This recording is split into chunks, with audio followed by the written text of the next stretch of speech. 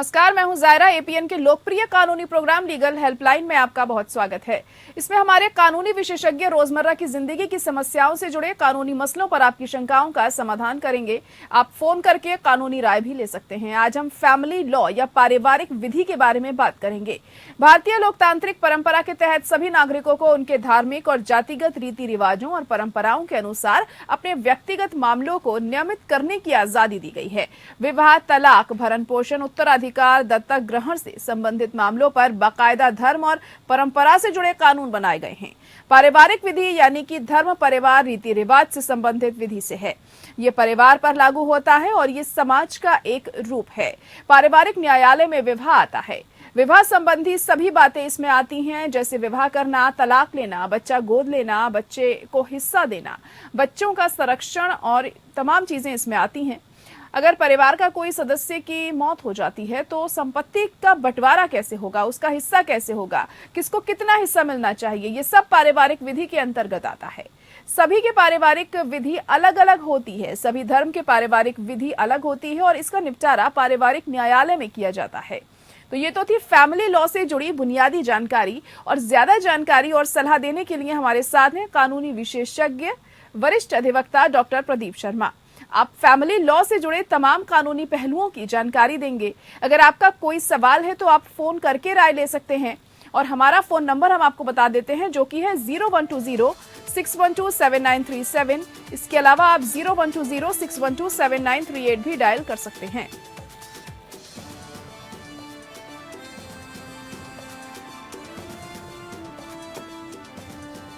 और हमारे अधिवक्ता प्रदीप शर्मा जी इस वक्त जुड़ चुके हैं। प्रदीप जी, बहुत स्वागत है आपका हमारे इस खास प्रोग्राम में। और पहला सवाल आपसे जानना चाहेंगे कि पारिवारिक कानून या फैमिली लॉ की परिभाषा क्या होती है? पारिवारिक कानून की आखिर जरूरत क्यों पड़ी?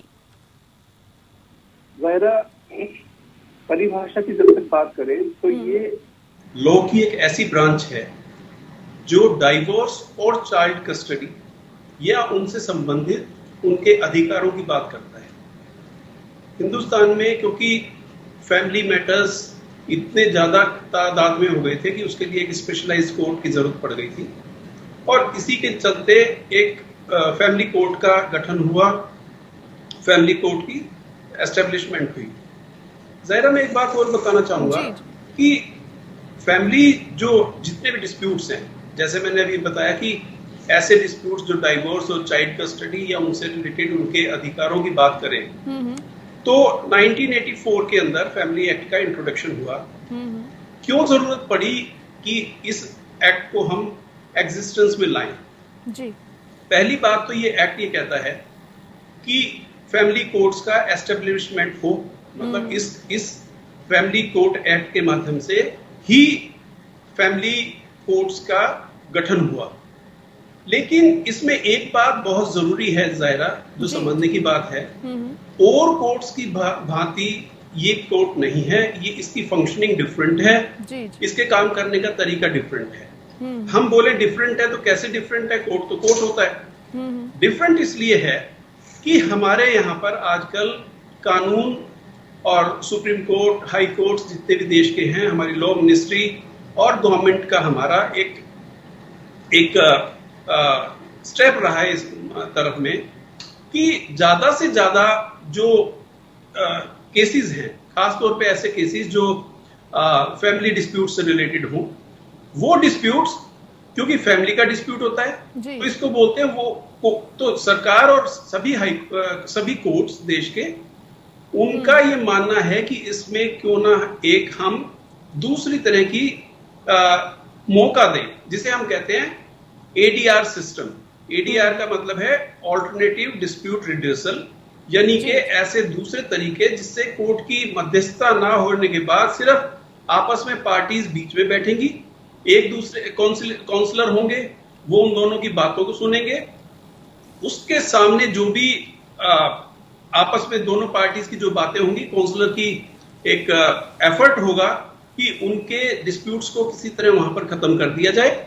और उस डिस्प्यूट को खत्म करने के लिए काउंसलर के सामने जो भी बातें होती हैं, इसमें अच्छी बात यह है कि वो रिकॉर्ड नहीं होती किसी भी ऑर्डर में या कहीं पे भी। मतलब जो जितनी भी की ये जो काउंसलर के सामने जितनी भी बातें होती हैं सारी की सारी गोपनीय होती है, वहीं पर खत्म हो जाती है। जी अगर काउंसलर की इंटरवेंशन से दोनों पार्टीज मान गई किसी एक चीज को, कोई भी झगड़ा हुआ फैमिलीज में, छोटे छोटे झगड़ों के ऊपर कई बार बहुत बड़ा मुद्दा बन जाता है, तो जी। काउंसलर की मदद से उसको ऑल्टरनेटिव कोर्ट से बाहर उसको सेटलमेंट करने की कोशिश करते हैं, दोनों पक्षों को समझाने की कोशिश करते हैं। जी दोनों पक्ष अगर जब समझ जाते हैं तो उसके बाद एक दोनों का सेटलमेंट बन जाता है, मेमोरेंडम ऑफ अंडरस्टैंडिंग बन जाती है, जिसपे काउंसलर अपने सिग्नेचर करके और दोनों पार्टीज के सिग्नेचर लेकर उसको कोर्ट के सामने प्रस्तुत कर देते हैं।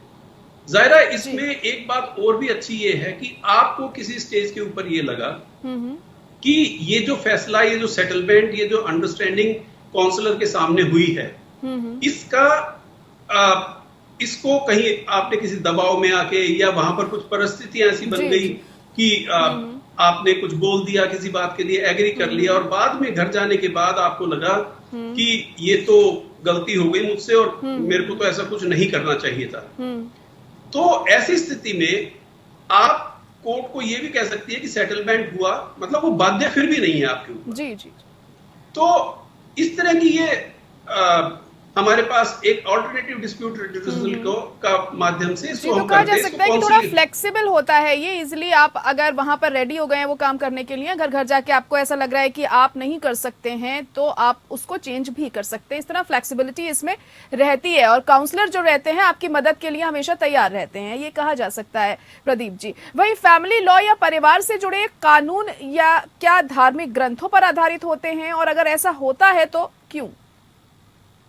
जाहिर आप एक बात देखिए जी, हिंदुओं में 7 फेरे होते हैं, मुस्लिम्स में काजी साहब के सामने निकाह होता है, जी जी, पारसीज का अलग अलग धर्मों के अलग अलग तरीके से विवाह होते हैं, शादियां होती हैं जी। अब एक क्वेश्चन ये बनेगा कि क्या अब मैरिज बेसिकली है क्या? मैरिज या शादी एक रिलीजियस सेरेमनी है हिंदुओं की, अगर पहले बात करें, फिर मैं दूसरे धर्मों पे भी आऊंगा। हिंदुओं के लिए रिलीजियस सेरेमनी है ये, एक ऐसी सेरेमनी जो इनडिसॉल्वेबल है, जिसको कि डिस्ट्रॉय नहीं किया जा सकता, ये ऐसा मानना है। जी जी। ये सब बातें ग्रंथों में लिखी होती हैं कि आपकी भगवान ने जोड़ी बना दी, आप एक दूसरे के साथ हमेशा रहेंगे, दिस एंड दैट। इसी तरह अगर मैं मुस्लिम मैरिज की बात करूं तो जाहिर ये थोड़ा सा टेक्निकल है, क्योंकि देखा जाए अगर तो मुस्लिम जो मैरिज होती है उसको एक तरह का कॉन्ट्रैक्ट मानते हैं, सिविल कॉन्ट्रैक्ट। जी जी। क्योंकि उसमें शरियत का वो होता है कि अगर निकाह हम किसी को डाइवोर्स देंगे तो फिर हम आपको इतना धनराशि देंगे।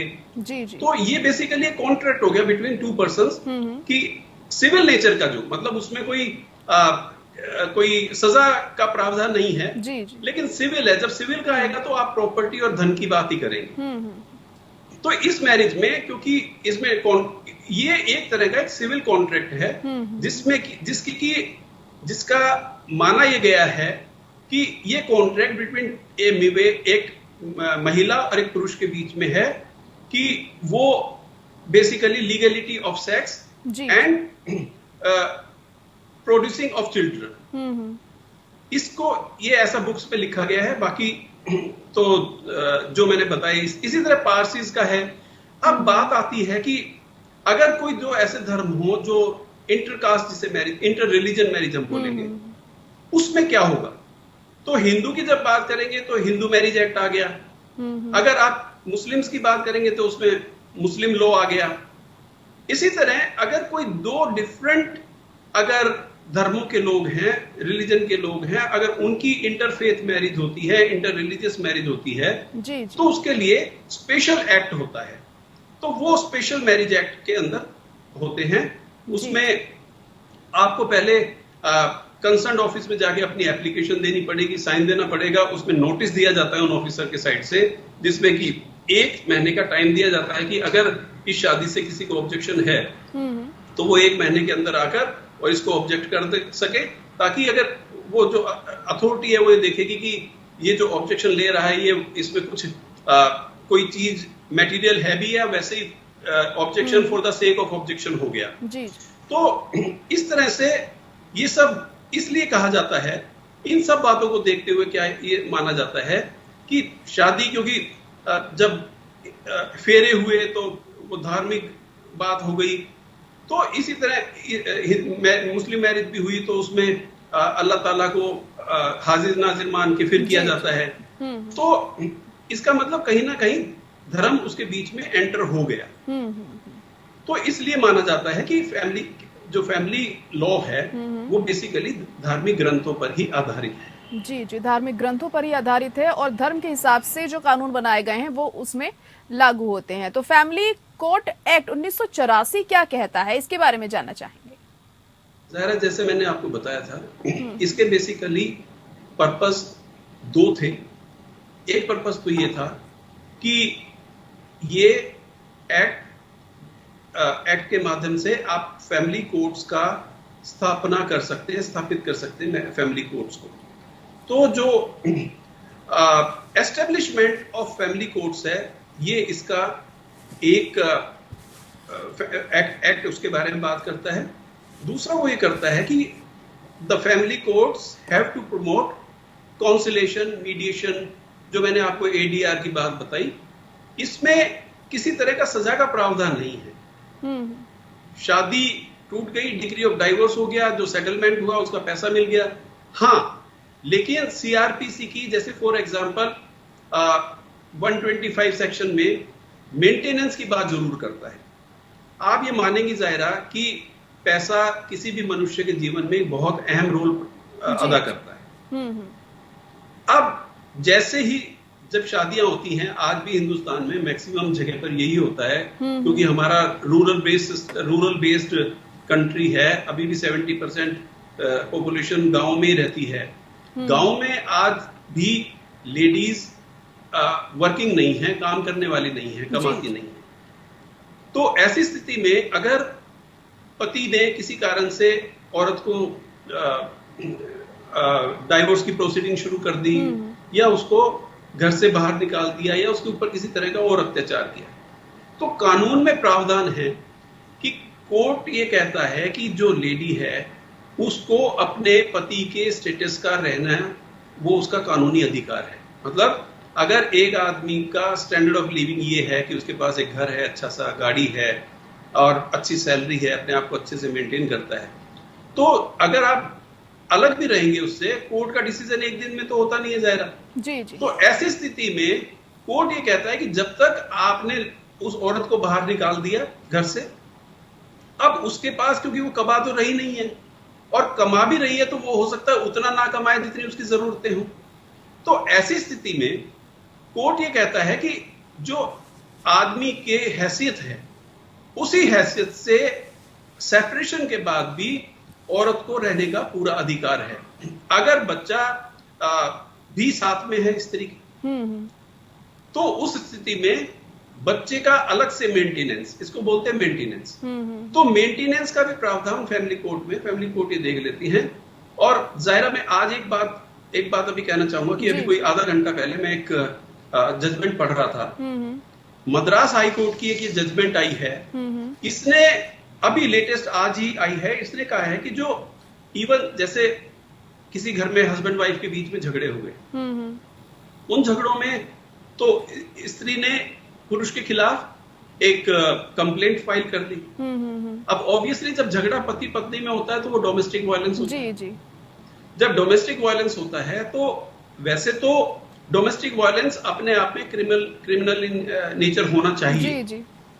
लेकिन आज ही मद्रास हाई कोर्ट की एक जजमेंट है, उसने ये कहा है कि जो डोमेस्टिक वायलेंस भी है, जो डोमेस्टिक वायलेंस के एक्ट्स हैं, जो कार्य होते हैं डोमेस्टिक वायलेंस के, वो भी सिविल नेचर के होते हैं। जी। और उनको ये भी कहा कि इवन डोमेस्टिक वायलेंस में भी, जिसमें झगड़ा पति पत्नी के बीच में हुआ, झगड़ा वैसे अगर आम आदमी सोचता है कि झगड़े का मतलब क्रिमिनल इन नेचर। जी। लेकिन आज की जजमेंट के हिसाब से उन्होंने ये कहा कि अगर पति पत्नी के बीच में झगड़ा हो गया और डोमेस्टिक वायलेंस का केस एक रजिस्टर हो गया, उसको भी कोर्ट ने ये कहा है कि डोमेस्टिक वायलेंस के केस भी सिविल इन नेचर होते हैं और जी उन जी, तो cases डोमेस्टिक तो वायलेंस otherwise के केस भी सिविल नेचर के होते हैं, ऐसा कोर्ट ने कहा है। लेकिन आगे और किस तरीके से, क्या कुछ इसमें बदलाव भी हो सकता है, ये भी अब देखने वाली बात होगी। लीगल हेल्पलाइन में हमारे अधिवक्ता प्रदीप जी बने हुए हैं लगातार। प्रदीप जी, अगला सवाल आपसे यही जानना चाहेंगे, क्या फैमिली कोर्ट की कार्रवाई जो होती है उसमें भारतीय साक्ष्य अधिनियम 1872 लागू होता है? इसके बारे में जानना चाहेंगे। आंसर एक वर्ड में दूं तो आंसर इज नो। जी जी। वो इंडियन एविडेंस एक्ट की इसके ऊपर कोई एप्लीकेबिलिटी नहीं है। एविडेंस एक्ट बेसिकली बार्ड होता है other law which may be applicable. इसमें बेसिकली परफेक्ट जो एविडेंस एक्ट है उसका इन्वॉल्वमेंट इसके अंदर नहीं होता है। जैसे कि मैंने बताया आपको कि ये सिविल इन नेचर है और इसमें बेसिकली जो चीज देखी जाती है वो सिर्फ डाइवोर्स एंड चाइल्ड कस्टडी या उनसे रिलेटेड क्वेश्चंस होते हैं। तो ऐसी स्थिति में स्पेसिफिकली जब इंडियन एविडेंस एक्ट की बात करें तो वो एप्लीकेबल नहीं करता in the proceedings of family courts. आप जायरा में एक बात और बताना चाहूंगा, अब आपने कोर्ट्स की बात करी थी और आपने एविडेंस की बात करी थी। एक ऐसी बात अभी मैं आपको बताना चाहूंगा कि जो अगर मेरा मानना है कि लगभग 90% हमारी जनसंख्या को नहीं मालूम होगा जी जी कि वो होता क्या है। क्वेश्चन ये है कि एक तो ये है कि anti suit injunction family court का क्या है और इसको कैसे लागू किया जाता है। अब जब बात करें कि एंटी सूट इंजंक्शन, तो बहुत कम लोगों ने ये फ्रेज सुना होगा, ये टर्म सुनी होगी। जैसा कि सब लोग जानते हैं वर्ड इसमें इंजंक्शन है। इंजंक्शन का मतलब ही रोक लगाना होता है। एंटी सूट मतलब सूट के विरोध में। तो ये एक ऐसा जुडिशियल ऑर्डर है anti suit injunction because injunction जब लगेगा तो कोर्ट का ऑर्डर होना उसके अंदर एक मस्ट है। जी। तो ये एक ऐसा जुडिशियल ऑर्डर है जो दो लोगों के बीच में केस चल रहा है और उनमें से एक आदमी, एक पार्टी, मतलब ये एक ऐसा जुडिशियल ऑर्डर है जिसमें से एक पार्टी को रोका जाता है कोर्ट के ऑर्डर द्वारा कि वो उस तरह का अनदर सूट ना फाइल कर सके जो कि इसकी ज्यूरिडिक्शन में नहीं है। मतलब कि अगर फैमिली कोर्ट के अंदर कोई केस चल रहा है, हालांकि सिविल या क्रिमिनल के कोर्ट्स में इसकी ज्यूरिडिक्शन नहीं है फैमिली कोर्ट की, लेकिन अगर कोई आदमी उसको फाइल करता है तो फिर वो प्रिंसिपल ऑफ रेस जुडिकाटा आ जाता है कि एक आप same prayer same with between the same parties उसको दूसरी कोर्ट्स में नहीं ले जा सकते। तो ये एक बड़ी अच्छी चीज है जो हम लोगों को जान लेनी चाहिए। अब एक इंटरेस्टिंग बात और जाहिरा मैं करनी चाहूंगा इस बारे में। एक तो ये है, एक क्वेश्चन बहुत कई लोग मुझसे आके पूछते भी हैं और मतलब जानना भी जरूरी है क्योंकि काफी सारी हमारी जनसंख्या इससे अफेक्टेड भी है और इससे जुड़ी हुई भी है। क्वेश्चन ये है कि अगर शादी विदेश में किसी औरत या आदमी की हो गई जी जी, तो उसके इंडिया में क्या राइट्स हैं, इंडिया में वो क्या कर सकता है। अज्यूम कीजिए बात, एक लेडी है इंडियन और उसकी किसी यूएस कनाडा या किसी दूसरे विदेश में किसी लड़के के साथ शादी हो जी जी, शादी हो गई, शादी होके वो वहां चली गई, वहां एक डिस्प्यूट हो गया। अब उस डिस्प्यूट का क्या किया जाए? क्या वो जो डिस्प्यूट हुआ उस टाइम पे जो डिस्प्यूट का अगर वहां पर उन्होंने कुछ फैसला किया या कोई कोर्ट की इंटरवेंशन हुई या किसी एजेंसी की इंटरवेंशन हुई तो उसका इंडिया में क्या स्टेटस है, क्या स्थिति है उसकी? इसमें दो तीन बातें जाननी बहुत जरूरी है। एक बात तो जाहिर ये जाननी जरूरी है जी कि अगर एक लड़की हिंदू मतलब इंडियन है और दूसरा विदेशी है और उनकी शादी अगर इंडिया में हुई है जी, तो विदेश में कुछ भी होता है उसके ऊपर लॉस वही एप्लीकेबल होंगे क्योंकि शादी यहाँ पे हुई है, कॉज ऑफ एक्शन यहाँ जनरेट हुआ है। तो जो भी डिसीजन होगा, जो भी होगा, वो इंडियन कानून के हिसाब से होगा, इंडियन कोर्ट्स के बेसिस के ऊपर जो भी डिसीजन लिया जाएगा वो वहां पर लिया जाएगा। तो ये एक बहुत महत्वपूर्ण जानकारी हमें दर्शकों को बतानी चाहिए, क्योंकि काफी सारे क्वेश्चंस आते हैं, काफी सारी क्वेरीज आती हैं कि शादी हो गई, बाहर सेटलमेंट हो गया, प्रॉपर्टी का डिस्प्यूट हो गया, डिवीजन हो गया, बच्चों की कस्टडी हो गई, और बहुत से आपकी अगर शादी इंडिया में हुई है, इंडियन लॉज के हिसाब से हुई है, तो कोई भी जो डाइवोर्स की डिक्री है या वहां पर विदेशी कोर्ट में अगर और किसी तरह का कोई